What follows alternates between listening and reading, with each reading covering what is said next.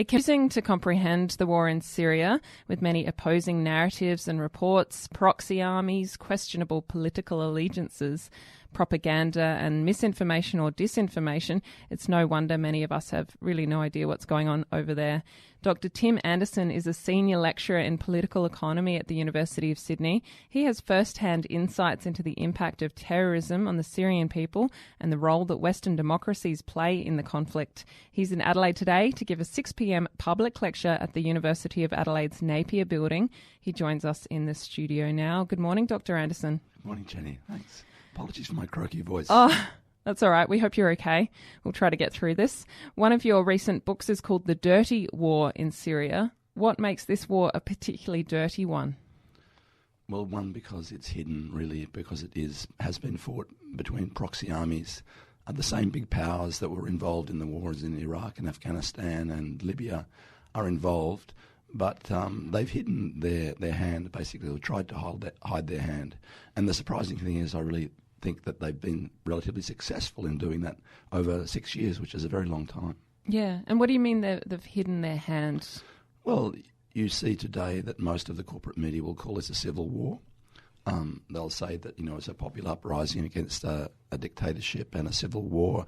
And when everyone knows, really, who's followed it, that there's players from at least 80 countries involved. There are jihadists from Europe and Australia, all over the place, that most of the weapons are coming from the US. So to call it a civil war is really stretching credibility. Mm.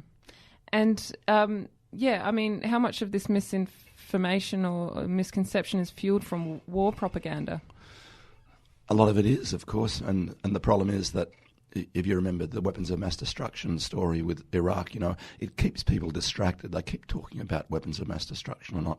That was never really the issue with the invasion of Iraq and the destruction of Iraq, which is still going on, by the way. I mean, much the same sort of destabilization in Iraq is happening as in Syria with the same groups. Of course, ISIS was created in Iraq, and we know what the motivation for it was, that the US was worried that after the toppling of Saddam Hussein, that Iraq would get close to Iran. And indeed, that's what's happened, So there's an ongoing power play across that whole region at the moment, and the same big powers are involved. Mm. And what are the intentions? I mean, obviously, with 80 different countries involved, there's a whole lot of different intentions for why armies are in there, why these proxy armies are there. What are they fighting for? The US announced it, really, if you remember, the US Secretary of State Condoleezza Rice about 10 years ago, 2006, that the Bush administration at that time was looking for a new Middle East, quote unquote, new Middle East, where effectively they wanted to topple all of the governments that were hostile to their plans and to the positioning of Israel in the region too, which is, of course, strategically important. So their allies, which happen to be the least democratic of all of the countries in the region, Qatar and Saudi Arabia, for example, and then also Turkey, which is a NATO member, they've been instrumental in supporting all of those terrorist groups that have been in Syria to this day, basically. And in some cases, the US and Britain and France have been doing it directly. Right. That's pretty concerning. And Australia's there. Even more concerning. This was admitted and publicised 6 months ago. Australian armed forces were involved in the massacre of 80 Syrian troops in September last year.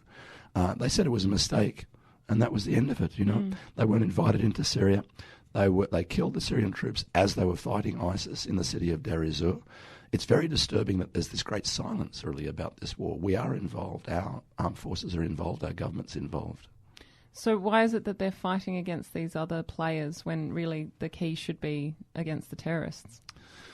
Well, they introduced the terrorists. The US introduced these groups precisely to weaken and to undermine those states, And the latest pretext they have for being there is that they're fighting the groups that they helped set up, either directly or through their proxies, through the Saudi Arabia, for example. Saudi Arabia is the biggest purchaser of US weapons, and that's the main group, with Qatar and with Turkey supplying arms to all of those groups, whether it's ISIS or the other ones that they call the Free Syrian Army, for example. So it's really a series of pretexts that were involved with Afghanistan, with Iraq, with Libya, with Syria, pretext to be in the region, have a hand in the reshaping of the region, fragmenting countries, for example. The whole idea of getting behind the idea of Kurdistan now is really to fragment and weaken the governments in Baghdad and Damascus too.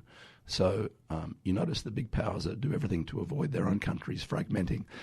They fought a civil war in the US over the breaking up of the Union, but they're really strategically very quite keen on having weak Arab countries so that they can dominate the region. That's always been the case with big empires. Dr. Tim Anderson, do you think that Australia is doing anything to actually help the Syrian people over there? Unfortunately, they're not, and their reputation is going downhill. You imagine if a foreign army came into this country, killed 80 Australian soldiers and said, "Oh, sorry, it was an accident, we weren't invited, but we're just going away again." I mean, there's tremendous resentment there across the region, I would say, including in Egypt, I might say, for the history that Egypt has with the US military too there. So there's a lot of resentment. It's going to have an impact on the relations, the commercial relations.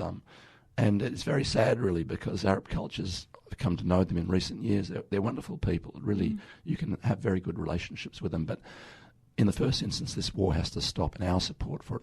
Australia also puts economic sanctions against Syria too, which is creating critical problems now. You might remember with Iraq, there was huge numbers of deaths because of the sanctions.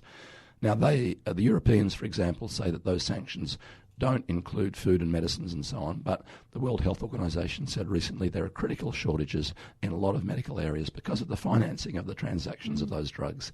They can't get into Syria. So our government should be withdrawing those sanctions and allowing some normal relief to get into Syria. Yeah, and they're not able to get aid in as well, are they? It's very difficult unless you cooperate with the government. A lot of the Europeans are, but our government, of course, always likes to operate with the US and take the lead from the US, and that's been a big inhibitor of having normal relationships. Yeah. You've been to Syria multiple times in recent years. What changes have you seen in your recent visits? Well, interestingly, I went twice last year because my book was translated into Arabic and I was promoting it to some extent there. But the Syrians were really slowly winning the war. I remember in 2013, we couldn't travel by car to some of the northern cities. In 2015, even before the Russian Air Force got involved, and even though ISIS had strengthened its control over some areas, we could drive from the southern city of Sueda to the northern city of Latakia through Tartus and Homs and so on. So all of those cities, except Aleppo, which was liberated late last year, were really, in other words, the populated areas, because a lot of Syria is a desert on the eastern side. The populated areas were under control of the government. People had sort of adjusted somehow to living a normal, quote-unquote, life with war going on. It sounds strange, but you imagine 6 years, children are growing up.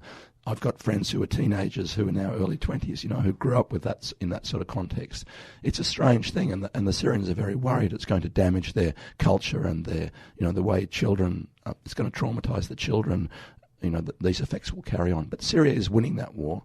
But unfortunately, countries like ours are backing the terrorism against Syria, pretending that they're fighting the terrorism. They could only fight terrorism in Syria if they coordinated with the Syrian army, with the Syrian government. Yeah.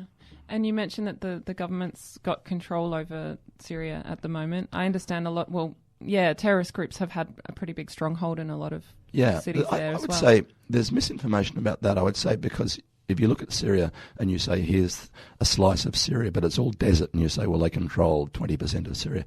It's not the reality. It's the populated areas that matters. And I would say that the Syrian government has always had control of at least 90% of the populated areas. And I'd say now it's getting closer to 95%. Oh, right. But those big desert areas, that's where the fighting's going on at the moment. In country Aleppo, Deir ez-Zor, and the US has entered into it, I believe, to try and claim some credit for the elimination of ISIS from the region, because now it's seen as a losing game. Basically, the US got involved in Mosul. The Iraqis still don't trust them. The Iraqis still think that they're privately supporting the ISIS commanders, getting them out of difficult areas and so on. But let's hope that there's a change and that there's a withdrawal from this war against both Syria and Iraq. Yeah. What are your concerns about the way that we are dealing with terrorists and groups like ISIS? Well, I think Australia and a lot of the European countries got very concerned a couple of years into the war on Syria because of the backlash, because of the fear that there were people coming back. And that was a real fear. But, I mean, the sad thing is they didn't really think so much about it when they were supporting those people going to Syria and Iraq and joining those groups. Now there's a concern to protect our own countries. And I guess Trump's travel ban is one of those sorts of things. But the Europeans have copped most of it, of course, and Turkey. They've had a lot of terrorism in Turkey and Europe that's been linked to what's been fomented in the Middle East for the benefit of the big powers. Less so here. But, I mean, why didn't we think about the Syrian people and the Iraqi people when we were doing that sort of thing for the sake of trying to control those lands? Why pretend that this was some indigenous thing? It wasn't. The Syrians never had this culture of chopping heads and cutting throats and so on. This was something that horrified the Syrian people, and they believe it was an ideology from Saudi Arabia that was brought to them by the big powers, and they're traumatised by it. They're worried about the cultural impact of it. And if Australians wanted to mend our relationships, we really should be looking at the sanctions and the withdrawing support for those proxy armies. We had a foreign minister here who once publicly called for the assassination of the Syrian president. Wow. What sort of diplomacy is that? Yeah. Do you think there's an end in sight? There is, because I think Syria, with their allies, in particular with Russia and Iran, are winning the war. But the problem is that they can always keep killing people with terrorism, with suicide bombs. Some suicide bombers and rockets were fired into Damascus just recently. There hadn't been that much fighting in Damascus for quite a long time. That was in breach of one of the ceasefires. So I think Syria is gaining ground all the time with its allies, but the problem is there has to be a political settlement to stop the terrorism going into Syria and Iraq. And that could have pretty profound effects on the global migration of people and displacement. Absolutely, because the biggest candidates for migration into Europe have been Syria, Iraq and Afghanistan, all sites of war by the Western powers and by our participation in those wars too. We've driven those things. We can't just talk about the refugees without looking at the war also. And you'll be giving a talk this evening? Hopefully, if my voice holds out, at the university, So that's at the University of Adelaide Napier building at 6 p.m. Thank you so much for joining us, Dr. Anderson. Thanks, Jenny. Dr. Tim Anderson is a senior lecturer in political economy at the University of Sydney. He's got a book called The Dirty War on Syria. You can find that online. We'll put up a link as well, and we'll put up the details for tonight's talk.